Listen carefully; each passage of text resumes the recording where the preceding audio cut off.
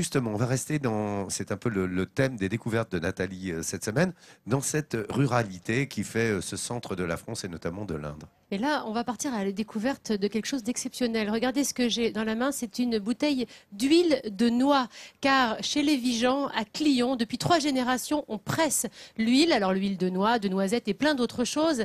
C'est une façon vraiment ancestrale de fabriquer, de presser de l'huile. Ils ont d'ailleurs le label entreprise du patrimoine vivant. Regardez comment ça se passe assez rapidement parce que on presse cette huile. Alors du côté de Clion, je vous l'ai dit, c'est un très joli petit village, une petite bourgade avec Éric Vigeant qui pose fièrement devant son atelier. Cette meule que vous voyez, ça fait près d'un siècle qu'elle presse les noix, qu'elle presse les matières premières pour en extraire, voilà, pour faire une pâte qui est si jolie. Ça doit sentir vraiment bon, diablement bon. On ne peut pas avoir l'odeur comme ça à la télé, mais on est déjà dans les arômes de cette noix qui est pressée. Ensuite, dans ces poêles en fonte, on va en extraire l'huile. Et vous allez voir que la couleur de l'huile qui sort de ces poêles, elle est juste sublime. Beau, hein.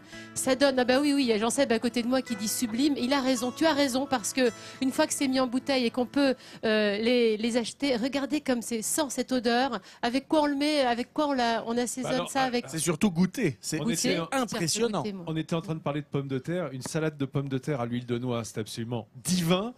Ça se met traditionnellement aussi dans la morue, puisqu'on faisait la morue à l'huile de noix.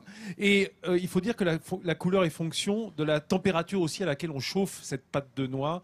Plus on la chauffe, plus elle va être dorée, plus elle va être caramélisée comme couleur. Et puis il fait pas que de la noix et de la noisette. Par exemple, là, c'est de l'huile de macadamia. Et puis il fait aussi de l'huile de bourrache. Enfin, il a plein comme ça d'idées assez géniales.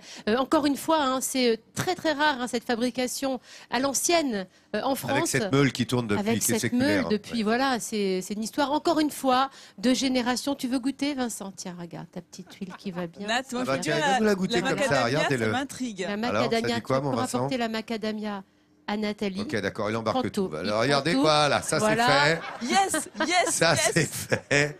Ça va dans la cuisine à son Vincent. Hop là, la cuisine de milieu en France. C'est juste très bon, voilà. Donc je vous recommande. C'est la taxe Ferniaud. Et cet amour du terroir, il se passe ici, dans le Berry.